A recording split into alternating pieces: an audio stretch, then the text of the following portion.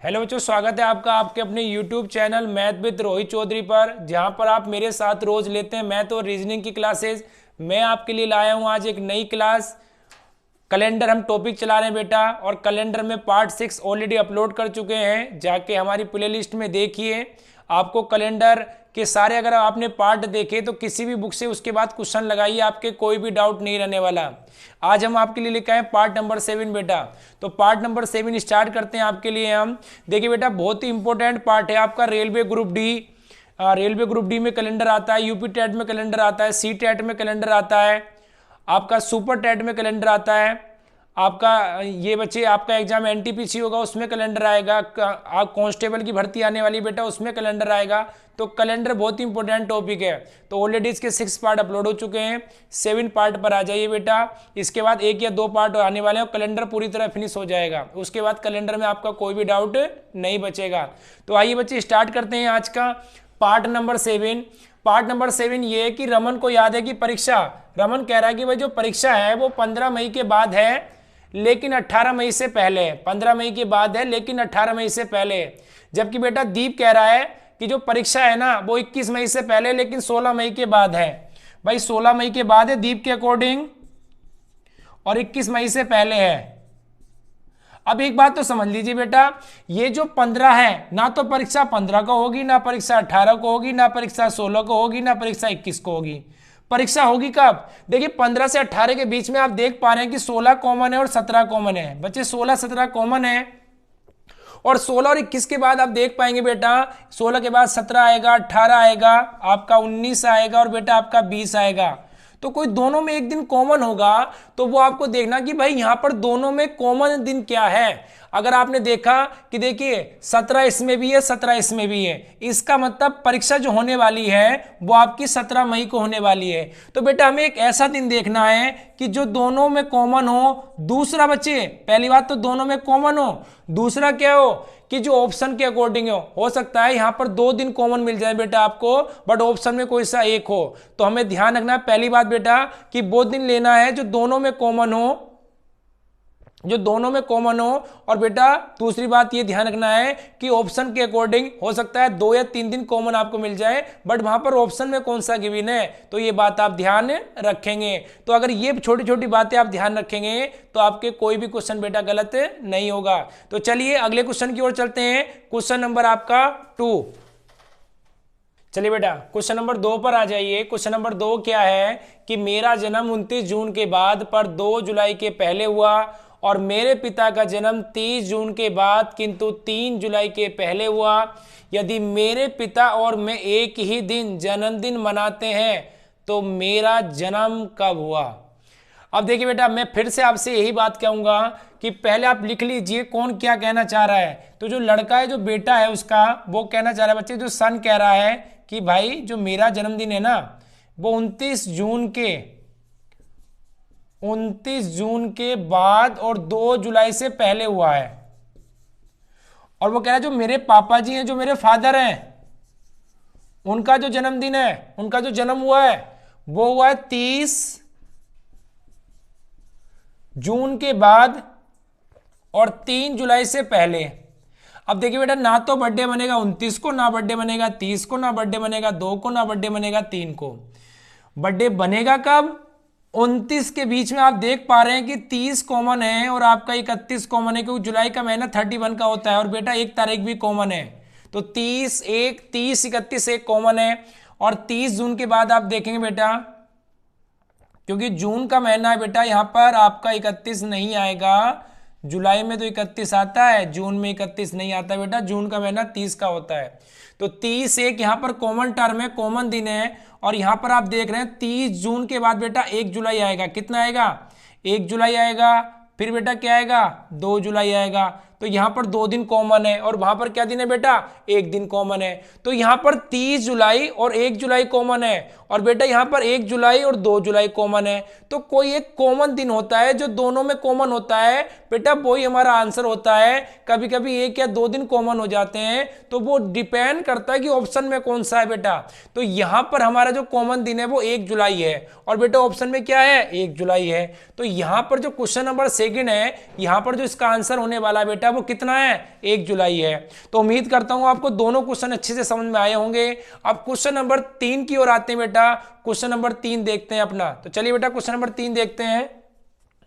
चलिए बेटा question number 3 की ओर आते हैं।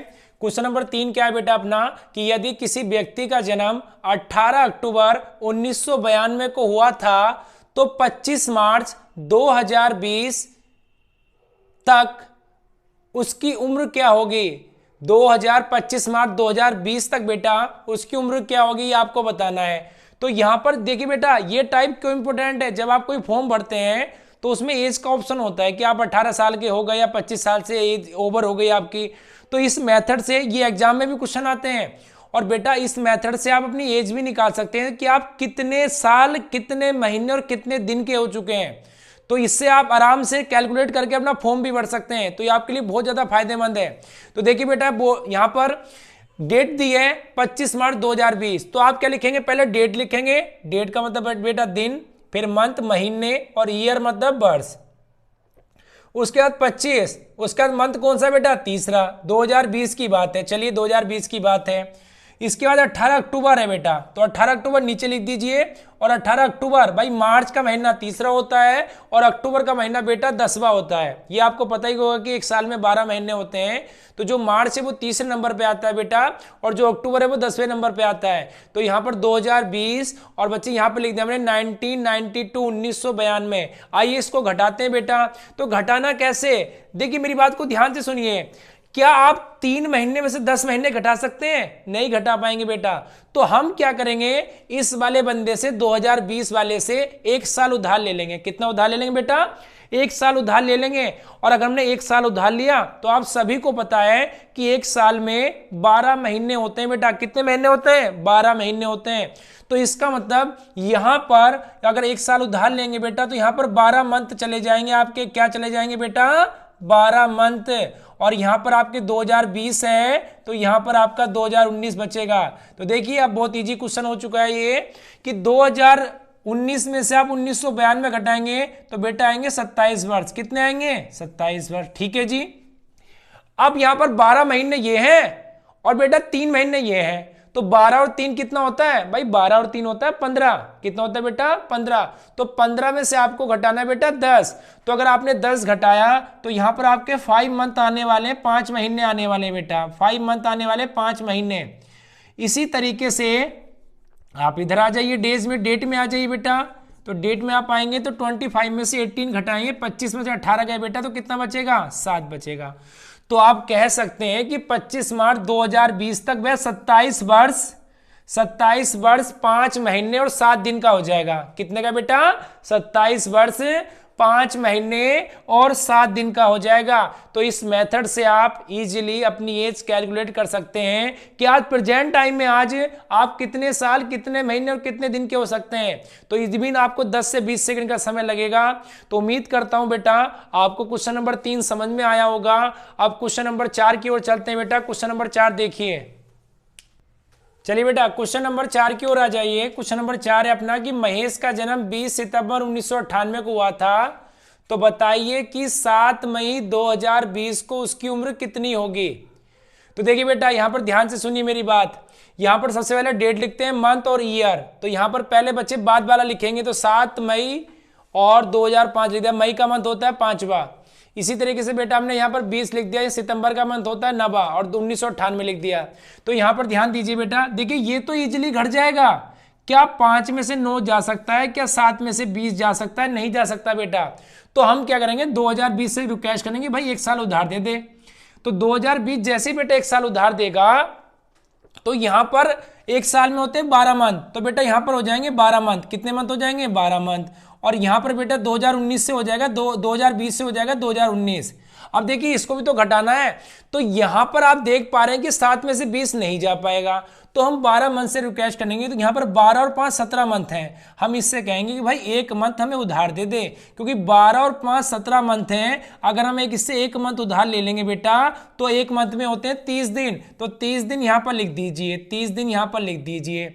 अब देखिए यहां पर 12 और 5 17 मंथ थे, बट इसके पास बेटा बचेंगे कितने, अब बचेंगे 16 बचेंगे। तो देखो इसको घटाते हैं, 2019 में से 1998 गए तो 9 में से 8 गया 1 और 11 में से 9 गया 2, तो बेटा यहां पर बचा 21। कितना बचा? 21 वर्ष। कितना बचा बेटा? 21 वर्ष। अब देखिए 12, 5, 17 महीने थे, बट यहां पर एक महीना बेटा इसको उधार दे दिया, तो यहां पर जो महीने बचे वो 16 बचे आपके। तो 11 और 5 16, तो 16 में से अगर बेटा आपके 9 जाएंगे, 16 में से 9 महीने जाएंगे, तो बेटा आपके बचेंगे 7 महीने। कितने बचेंगे बेटा? 7 महीने। अब देखिए यहां पर आपके 30 और 7 37 दिन है बेटा। 30 ये रहे और 7 ये रहे, तो 37 दिन हो गए। तो अगर 37 में से आप 20 घटाएंगे, 37 में से 20 माइनस करेंगे बेटा, तो आपका आएगा 17 दिन। कितना आएगा बेटा? 17 दिन। तो हम ये कह सकते हैं कि ये जो महेश है ना, 7 मई 2020 तक ये 21 वर्ष 7 महीने और 17 दिन का हो जाएगा। कितना हो जाएगा बेटा? 21 वर्ष 7 महीने और 17 दिन का। चलिए, उम्मीद करता हूं ये क्वेश्चन आपको समझ में आया होगा। क्वेश्चन नंबर 5 की ओर चलते हैं। चलिए बच्चा, क्वेश्चन नंबर आ जाइए क्वेश्चन नंबर 5 पर। क्वेश्चन नंबर 5 का है बेटा कि मोहन का जन्म 19 दिसंबर 1981 को हुआ था, तो बताओ किस तारीख को वह 23 साल 2 महीने और 12 दिन को हो जाएगा।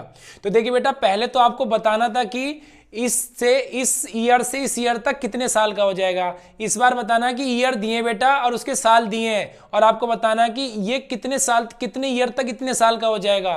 तो देखिए बेटा, सबसे पहले आप डेट लिखेंगे, मंथ लिखेंगे, ईयर लिखेंगे। तो डेट है आपकी 19 दिसंबर का महीना होता है आपका 12, और ये बेटा आपका 1981। तो देखिए सबसे पहले आप 1981 में 23 जोड़ दीजिए, तो 3 और 1 4,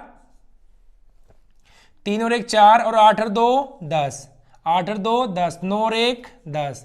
तो यहां पर बेटा आपका आ गया 2004। कितना आ गया? 2004। तो 12 और 2 14। यहां पर बेटा आपके कितने महीने आ गए? बेटा यहां पर महीने आ गए आपके 14, 14 मंथ आ गए, और यहां पर बेटा आपका 2004 वर्ष आ गया। 19 और 12 बेटा होते हैं 31, तो यहां पर आपके 31 दिन आ गए। कितने दिन आ गए? 31 दिन। अब सुनिए मेरी बात को ध्यान से। देखिए, क्या कभी आपने कैलेंडर में 12 महीने से ऊपर देखे बेटा? कभी नहीं देखे, क्योंकि जैसे किसी कैलेंडर में 12 महीने होते हैं बच्चे, 12 महीने को बराबर मान लिया जाता है, एक साल के, एक वर्ष के मान लिया जाता है बेटा। तो यहां पर हमारे पास 14 महीने हैं, तो इस 14 महीने में से हम 12 महीने निकाल लेते हैं। तो 12 महीने निकालने पर बेटा हमारे पास हो गया 2005, मतलब 1 साल बन गया। तो 1 साल हमने इधर जोड़ दिया। अब हमारे पास महीने कितने बचे? महीने बचे हमारे पास बेटा 2 महीने बचे हमारे पास। कितने महीने बचे बेटा? 2 महीने बचे। चलिए, 2 महीने बचे। अब देखिए, जैसे किसी महीने में बेटा 28, 29, 30, 31 दिन होते हैं, तो हम उसको पूरा मंथ मान लेते हैं। तो आप देख पा रहे हैं यहां पर 31 दिन है, बट बेटा यहां पर मंथ कौन सा है? यहां पर मंथ है फरवरी, दूसरा महीना है। तो इसका मतलब दूसरा महीना फरवरी है, और ये एक सामान्य वर्ष है 2005। अगर ये सामान्य वर्ष है और ये फरवरी का महीना आ चुका है, दूसरा महीना बेटा कौन सा होता है? फरवरी का होता है। तो इसका मतलब फरवरी सामान्य ईयर्स में 28 दिन की होती है बेटा। कितने दिन की होती है? 28। और यहां पर अपने पास 31 दिन है, तो आप क्या करेंगे? यहां से बेटा 28 दिन इससे उधार लेंगे और एक महीना बना लेंगे, और जैसे ही बेटा आपने महीना बना लिया तो 31 में से 28 आपने माइनस किया, तो बेटा कितने दिन बचे? 3 दिन बचे, और एक महीना बेटा आपने यहां पर जोड़ दिया। तो यहां पर जो फाइनल आपका आंसर आएगा बेटा वो आएगा 2005। तो ईयर होगा, क्या होगा बेटा? 2005 तो ईयर होगा, आपका वर्ष होगा। और आपका महीना कौन सा होगा? 2 महीने ये और 1 महीना ये। तो इसका मतलब आपका बेटा मार्च का तो महीना हो जाएगा। तीसरा महीना कौन सा होता है? मार्च का होता है। और यहां पर बेटा आपके कितने दिन बचेंगे? 3 दिन बचेंगे। तो हम ये कह सकते हैं कि 19 दिसंबर 1981 से वह 23 साल 2 महीने 12 दिन, कितने ईयर बच्चे पहुंच जाएंगे? 3 मार्च 2005। कितने पहुंच जाएंगे बेटा? 3 मार्च 2005। और यही इस क्वेश्चन का आंसर है। बहुत ही अच्छे लेवल का क्वेश्चन है ये। उम्मीद करता हूं आपको समझ में आया होगा। चलिए बेटा, अब क्वेश्चन नंबर 6 की ओर चलते हैं। क्वेश्चन नंबर 6 क्या अपना? क्वेश्चन नंबर 6 की ओर आ जाइए कि राम ने अपना जन्मदिन 10 जनवरी 2016 रविवार के दिन मनाया, तो अगले किस वर्ष फिर वह अपना जन्मदिन रविवार को मनाएगा। जैसे अगर आज आपका बर्थडे है और आप रविवार को मनाते हैं तो आप अगला बर्थडे आपका किस दिन रविवार को आएगा, ये आपको बताना है कि जिस दिन आज आपने बर्थडे बना लिया अब अगला बर्थडे रविवार को कब आने वाला है। तो ये जो राम कह रहा है कि मैंने अपना बर्थडे 10 जनवरी 2016 को बनाया था रविवार को, तो अब मैं किस वर्ष रविवार को बनाऊंगा, आप मुझे ये बताइए। तो देखिए बेटा, ऐसे क्वेश्चन करने के लिए आपको क्या करना है, 10 जनवरी 2016, मेरी बात ध्यान से सुनिए। जो बेटा सामान्य वर्ष होते हैं, मैं आपको बताऊं, सामान्य वर्ष होते हैं, जनरल ईयर उसमें 365 दिन होते हैं, जो लीप ईयर होते हैं बेटा उसमें 366 दिन होते हैं। तो अगर आप इसको 7 से डिवाइड करेंगे, तो अगर आपने 7 से डिवाइड किया बेटा तो 7 पंजे 35, ठीक है। और यहां पर आपका रिमाइंडर बचा 1 और 7 दूनी बेटा 14। तो यहां पर जो आपका रिमाइंडर बचता है कितना बचता है, 1। और यहां पर अगर मैं आपसे बात करूं 7 से इसको डिवाइड करूं तो 7 पंजे 35 और यहां पर 1, 7 दूनी 14। तो आप देख पा रहे हैं बेटा यहां पर कितना बचा, 2। तो हम ये कह सकते हैं कि जो सामान्य वर्ष होते हैं जो 4 से डिवाइड नहीं होते बेटा, उनमें 1 दिन आपको एक्स्ट्रा लेना है, और लीप वर्ष में 2 दिन एक्स्ट्रा होते हैं बेटा। कितने दिन एक्स्ट्रा होते हैं, 2 दिन एक्स्ट्रा होते हैं। तो ये बात ध्यान रखनी है कि जहां भी सामान्य वर्ष आएगा बेटा वहां पर हम 1 दिन लेंगे, और जहां भी लीप वर्ष आएगा वहां पर बेटा हम 2 दिन लेंगे। तो चलिए सीखते हैं इस क्वेश्चन को आगे कैसे करेंगे। देखिए बेटा कैसे करेंगे इस क्वेश्चन को। सबसे पहले आप ध्यान रखिए 2 जनवरी, क्या इसमें से फरवरी निकल गई या फरवरी आएगी, क्यों, क्योंकि बेटा 2016 की लीप वर्ष है। तो क्या फरवरी आएगी या फरवरी निकल गई, नहीं फरवरी आएगी, क्योंकि जनवरी के बाद फरवरी आती है। तो अगर फरवरी आएगी तो 2016 है बेटा, तो कितने दिन लेंगे इसमें एक्स्ट्रा, 2 दिन। अब देखिए 2017 में बेटा कितने दिन होंगे, 1 दिन। 2018 में बेटा कितने दिन होंगे, 1 दिन, क्योंकि 2018 सामान्य वर्ष है। 2019 में बेटा कितने दिन होंगे, 1 दिन। 2020 में बेटा कितने दिन होंगे, 2020 बेटा की लीप वर्ष है तो कितने दिन होंगे आपके, 2 दिन। और यहां पर बेटा एक बात का ध्यान रखना है कि जैसे ही आपका 7 बन जाए, देखिए इसको जोड़ लीजिए आप, 2 2 4 और 3 7, तो जैसे ही आपका 7 बन जाए, क्योंकि 7 से 7 काटेंगे बेटा तो 0 आ जाएगा, तो या तो आपका 7 बने या 14 बने। तो बेटा जैसे ही आपका 7 बन जाए तो इससे अगला ईयर जो आएगा, क्योंकि आप इन सबको ऐड करेंगे बेटा तो ये 7 हो जाएगा। तो जैसे ही जोड़ 7 हो जाए और उससे जो अगला ईयर होगा, इसका मतलब 10 जनवरी और 2021 को फिर से राम अपना बर्थडे मनाएगा। और बच्चे कौन से दिन को मनाएगा, रविवार को मनाएगा। तो यहां पर आपको करना क्या है, सिंपल सी बात है, जो लीप वर्ष होगा उसमें बेटा 2 दिन लेंगे, जो सामान्य वर्ष होगा उसमें 1 दिन लेंगे, और देखेंगे कि फरवरी इसमें आने वाली है या फरवरी इसमें से निकल चुकी है। किसमें, लीप वर्ष के केस में बेटा। सामान्य वर्ष में तो कुछ देखना होता ही नहीं है। अब देखिए जैसे ही आपका 7 हो जाएगा, तो जैसे ही बेटा आपका 7 बन जाए, तो जहां तक 7 से जो अगला वर्ष होगा 2020 से अगला वर्ष बेटा 2021 आएगा। तो 10 जनवरी 2016 को रविवार में बना था, अब 10 जनवरी 2021 को रविवार में फिर से बर्थडे राम का रविवार को बनेगा। तो क्वेश्चन नंबर बेटा, उम्मीद करता हूं क्वेश्चन नंबर 6 आपको समझ में आया होगा। क्वेश्चन नंबर 7 की ओर चलते हैं बेटा। क्वेश्चन नंबर 7 की ओर आ जाइए। महेश ने अपना जन्म 29 अप्रैल 2017 रविवार के दिन मनाया था, तो अगले वर्ष फिर वह अपना जन्मदिन रविवार को कब मनाएगा। तो देखिए बेटा सिंपल सी बात, अगर सामान्य वर्ष तो 1 दिन और लीप वर्ष तो 2 दिन। तो देखिए यहाँ पर सामान्य वर्ष है तो यहाँ पर लीप वर्ष का तो कोई काम ही नहीं है, और ना यहाँ पर फरवरी है बेटा, तो इसका मतलब कितने दिन होगा, 1 दिन। इसके बाद 2018 आएगा बेटा, उसमें कितने दिन होगा, 1 दिन, क्योंकि ये भी सामान्य वर्ष है। उसके बाद बेटा 2019 आएगा, उसमें भी कितना दिन होगा बेटा, 1 दिन। इसके बाद 2020 आएगा बेटा, 2020 है कि लीप वर्ष, उसमें कितने दिन होंगे, 2 दिन। इसके बाद बेटा 2021 आएगा, उसमें कितने वर्ष होंगे, 1 दिन। इसके बाद बेटा 2022 आएगा, 22 सामान्य है तो बच्चे कितने दिन होंगे, 1 दिन। अब जहां भी 7 आ जाए वहां पर रुक जाइए। तो 3 2 5 और 2 7, तो 7 जोड़ हो चुका है, 7 रुक जाइए, अब 7 से आगे नहीं जाना बेटा। तो इसका मतलब इसके बाद जो दिन आएगा, इसके बाद क्या दिन आएगा बेटा, 2023। क्या आएगा, 2023।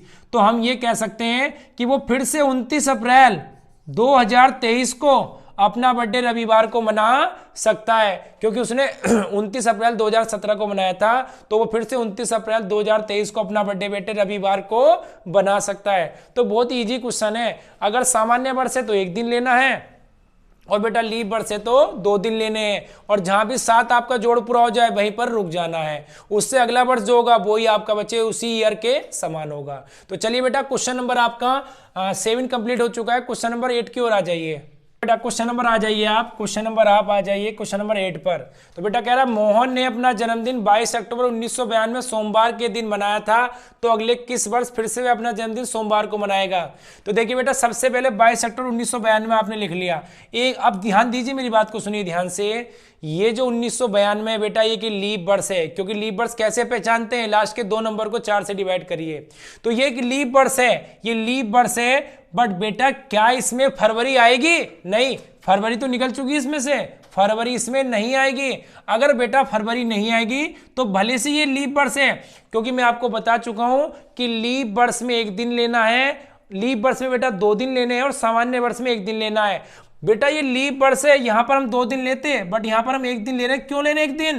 क्योंकि यहां पर फरवरी निकल चुकी है, तो इस वजह से बेटा हम सिर्फ 1 दिन ले रहे हैं। अगर यहां से फरवरी ना निकलती तो यहां हम 2 दिन लेते। अब देखिए इसके बाद 93 आएगा बेटा, तो 93 आपको पता है सामान्य वर्ष है।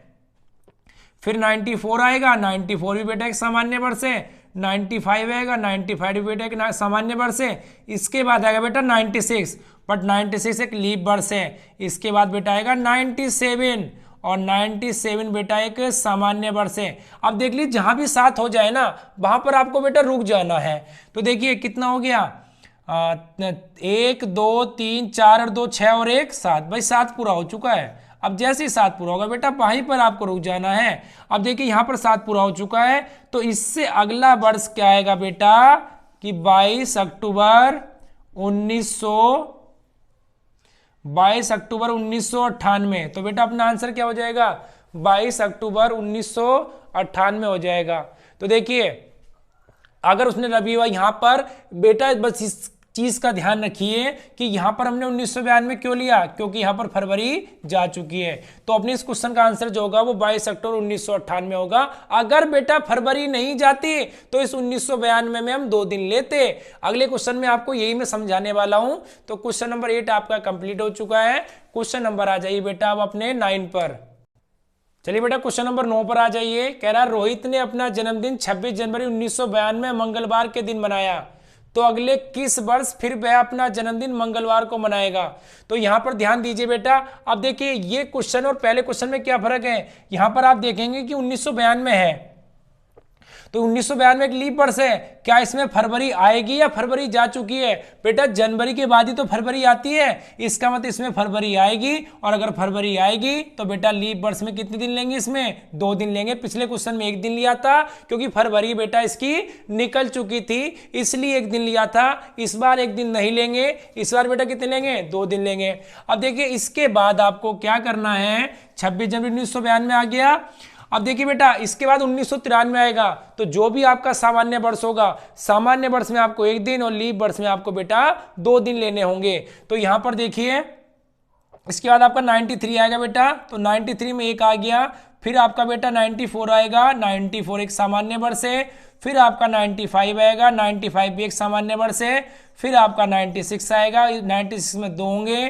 फिर आपका 97 आएगा, 97 बेटा कितना होगा, 1 होगा। तो जैसी 7 हो जाए वहीं पर आपको रुक जाना है। तो देखिए बेटा 2 3 और 2 5 और 2 7, कितने हो चुके हैं आपके, ये 7। तो यहां पर बेटा 7 हो चुके हैं, इसका मतलब आपको 97 बेटा नहीं लेना है, क्योंकि जहां पर जोड़ 7 हो जाए वहीं पर आपको रुक जाना है। तो हम ये कह सकते हैं कि जस्ट इससे अगला ईयर 26 जनवरी 1997 को बच्चे किस दिन मनाएगा, मंगलवार को मनाएगा, क्योंकि जहां 7 पूरा होता है उससे जस्ट अगला दिन आपको लेना होता है। तो चलिए बेटा इस वीडियो में इतना ही रखते हैं, अगली वीडियो में मिलेंगे हम आपके साथ। ये 7 वीडियो आपकी कंप्लीट हो चुकी हैं, 1 या 2 वीडियो कैलेंडर की ओर बची है। ये टॉपिक कंप्लीट करने के बाद मैं आपके लिए नेक्स्ट टॉपिक लेके आऊँगा। इसी तरीके से मैं आपके सारा रीजनिंग पढ़ाने वाला हूँ। आपको ये ग्रुप डी, आपको ये यूपी पुलिस कांस्टेबल, क्योंकि यूपी पुलिस कांस्टेबल में कम से कम 55 नंबर की रीजनिंग आने वाली है, तो ये आपके लिए बहुत ज़्यादा फायदेमंद होने वाली है। तो हमारे YouTube channel math with Rohit Chaudhary से जुड़े रहिए, आने वाले टाइम में आपको बहुत अच्छी अच्छी वीडियो मिलने वाली है। चलिए बेटा आज के लिए इतना ही, बाय बाय, टेक केयर।